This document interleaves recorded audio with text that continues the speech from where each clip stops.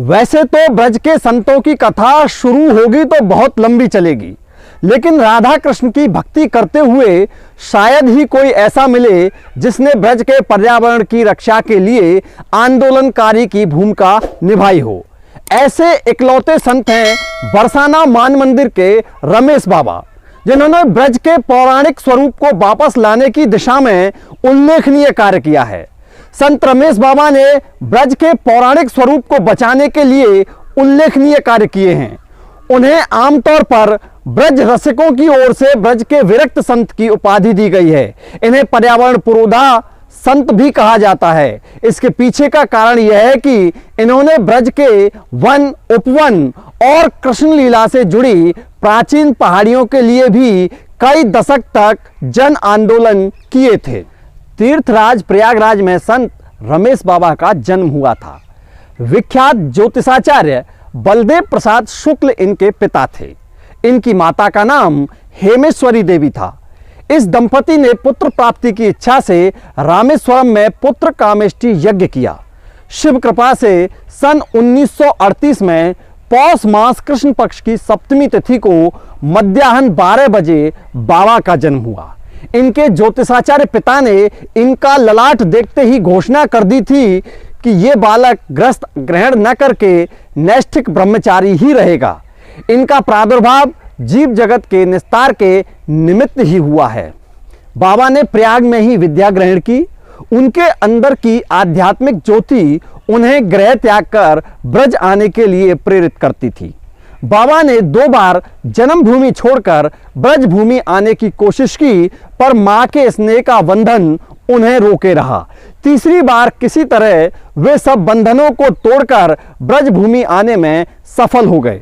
ब्रज आकर उन्होंने ख्यातिनाम संत प्रियाशरण जी महाराज का शिष्यत्व स्वीकार किया।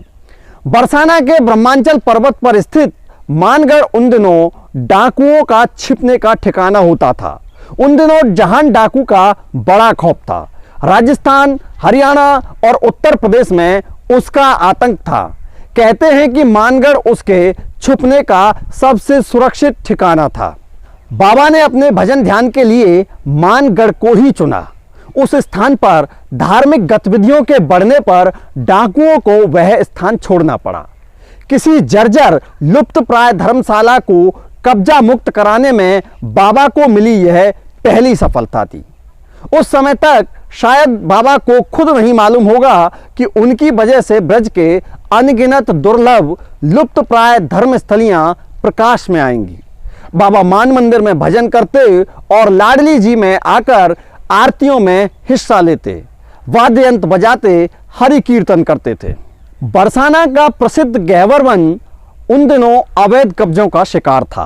बाबा वन को नष्ट होने से बचाने के लिए आगे आए और बड़े ही संघर्षों के बाद इस स्थल को उन्होंने संरक्षित करवा दिया।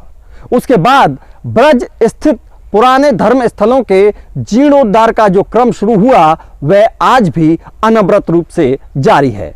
रत्नकुंड डभाला, बीवल कुंड संकेत, कृष्ण कुंड नंदगांव, बिछुआ कुंड बिछोर, गया कुंड कामा, लाल कुंड दुदावली, गोपाल कुंड डीग, रुद्र कुंड जतीपुरा, गोमती गंगा कोशिकला, ललिता कुंड कमई, नैन सरोवर सेऊ, बिछुआ कुंड जतीपुरा, मेहदला कुंड हताना, धमारी कुंड लोहरबारी कुंड आदि सरोवरों का जीर्णोद्धार बाबा के प्रयासों से ही हुआ।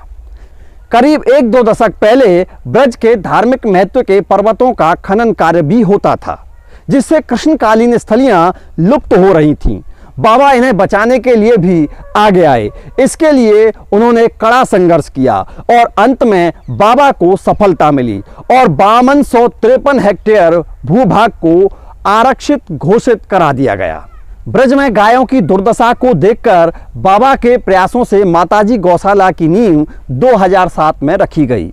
इस गौशाला में आज 50,000 से अधिक गायों की सेवा होती है। यमुना को शुद्ध कराने के लिए मान मंदिर सेवा संस्थान के नेतृत्व में बाबा के निर्देश पर यमुना मुक्ति आंदोलन भी चला।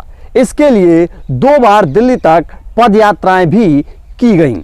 बाबा की प्रेरणा से आज देश में 32,000 गांव में हरिनाम संकीर्तन करते हुए प्रभात फेरियां निकाली जाती हैं। वर्ष 2019 में भारत सरकार ने बरसाना के संत रमेश बाबा को गौ सेवा के लिए पद्म श्री सम्मान से भी अलंकृत किया। ब्रज क्षेत्र में गौ सेवा के लिए कार्य करने वाले संत रमेश बाबा को ब्रज तीर्थ विकास परिषद के उपाध्यक्ष और तत्कालीन जिलाधिकारी ने बरसाना पहुंचकर पद्म श्री सम्मान भेंट किया था।